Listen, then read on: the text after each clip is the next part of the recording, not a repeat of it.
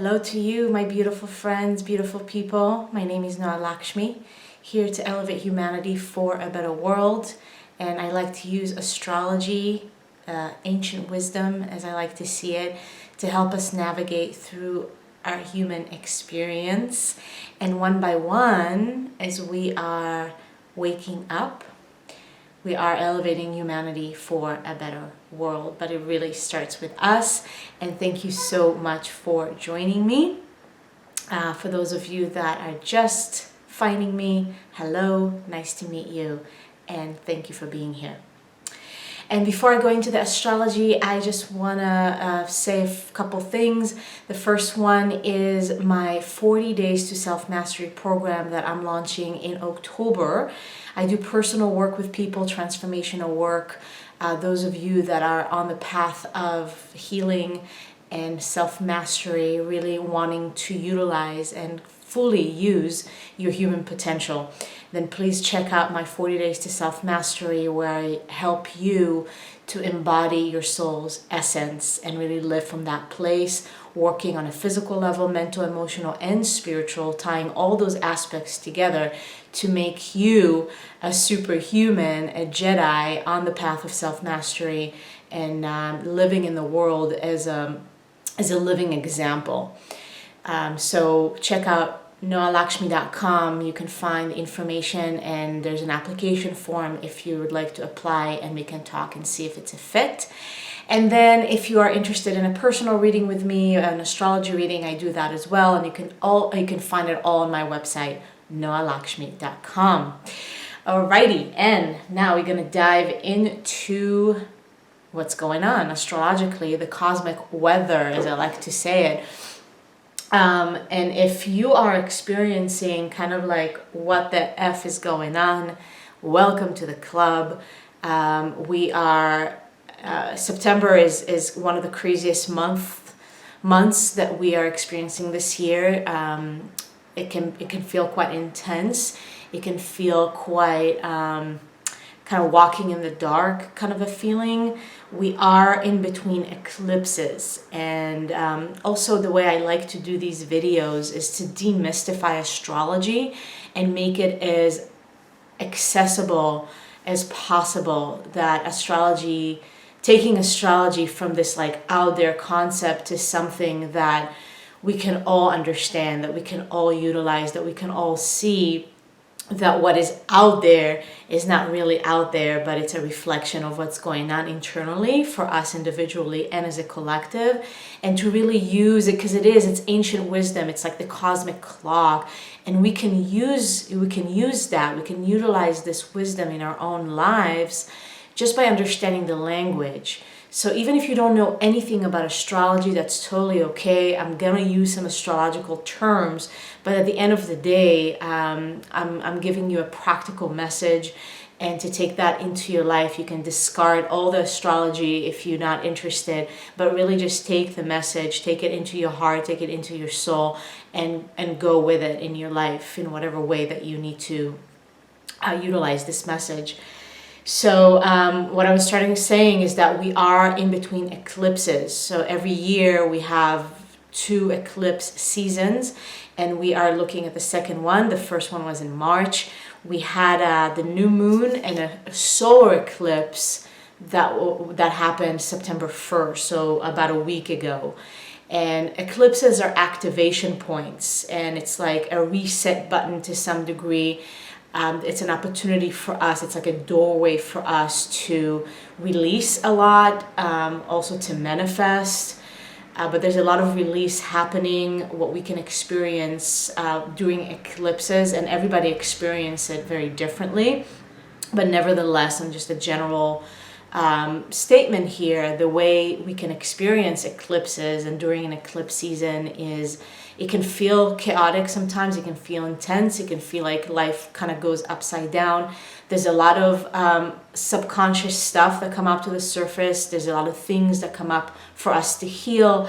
And the time that we are experiencing right now beyond just the eclipses is major healing with the planet Neptune that is in Pisces, and it's in retrograde right now, so it's very internal.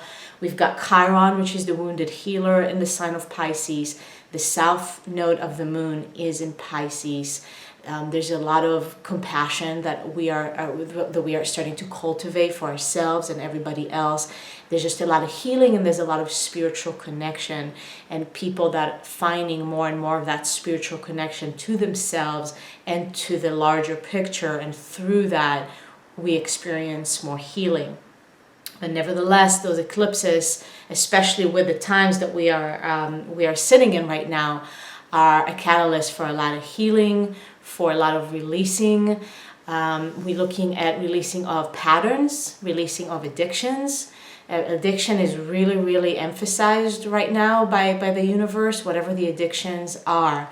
Physical addictions, if it's substances, food, we can be addicted to anything. If it's addiction to social media, addiction to work, addiction to working out, some thought pattern addictions, like if you're finding yourself kind of thinking the same thoughts over and over again, being addicted to stress, being addicted to drama, being addicted to chaos, just kind of finding a pattern in your life that is very hard to let go of. And that to me that's the definition of addiction. It's not something bad. It's something that we can just acknowledge about ourselves. And so that's a big thing that we are feeling with these eclipses and things coming up to the surface, and the activation points that we are being given by the universe, by those eclipses, is an activation to heal. It's an activation to let go. It's an activation to release. It's an activation to step into a greater version of yourself and your life, and releasing what is not part of that version anymore. So when we are in the midst of those eclipses, like I said, we had the first eclipse on the 1st, and now we're going to have the lunar eclipse on the 16th. Right now we are in that between zone, and it can feel perhaps like you're sitting in a pressure cooker. There's just so much pressure. There's so many things coming at you at once, internally and externally. We all experiencing it differently, but just feeling on the inside like there's a volcano waking up. There's a lot of things that are being felt. Always remember, and I like to remind that things that you feel, things that you experience, a lot of times it's not just yours on an individual level. And as a light worker, as a self-mastery Jedi, it's something that is important to know, that a lot of what you are feeling is a connection that you have with a collective unconscious, which again, so much of the healing that is happening with the Pisces energy is about that. And things that are coming up to the surface, things that you feel on a personal level, and it can feel very personal, and maybe there is some personal stuff around it, but there's a lot of collective unconscious that is tied into it. And we are just the vehicles, we are the vessels for the healing to happen. We start with our own selves, and then by healing ourselves, when we become whole, complete, and aligned, we help humanity to do the same. And it's a constant dialogue between us as an individual and the collective. So during these eclipses, because so much is being stirred up and coming up to the surface in your own personal life, in the collective, it can feel like a pressure cooker, and just like so many feelings, so many emotions, so many decisions that need to be made. Maybe some hard decisions, and I know I talked about that in my last videos, because it is a time right now with Saturn in Sagittarius for another 1.5 years, and Saturn is squaring the planet Neptune. There's a reality check that is being asked of us. There's that waking up call, the hard decisions that need to be made, and it can feel like a lot of pressure. Relationships, huge right now, huge coming up to the surface of so many decisions that need to be made around relationships. Venus is gonna square the planet Pluto in the next couple of days. It's starting already. We can start feeling it. So anything to do with really digging deep into what you want in a relationship, Are you experiencing enough depth in the relationship or the projects that you are involved in? There's that transformative element that we are feeling, and it can feel harsh because this planet Pluto is in the sign of Capricorn, and Capricorn can be very goal-oriented. It's all about achievements. It's about going to the top of the mountain, and it's like no emotions, but really stay focused and stay the course. And it's about building structures, and it's about taking down structures, the structures that need to be taken down. So again, that's just, it can feel like a lot of pressure as a human being with all those elements happening all at the same time, relationships and family, and then your own personal life and your health, and how to take care of yourself, and how to keep your body clean, and how to keep your mind clear, how to keep your heart open, and to just stay in the center of what feels like a freaking hurricane. And that's where self-mastery really comes into play. And we are looking at the month of September with all this Virgo energy that we are feeling. The sun is in Virgo, Mercury is still in retrograde in the sign of Virgo. Jupiter is just in the last degree of Virgo, about to enter Libra, and I'm going to talk about it in just a moment. I'm going to finish with that. But all this Virgo energy and the north node of the moon, the karmic journey of humanity, the destiny, the future is all in the sign of Virgo.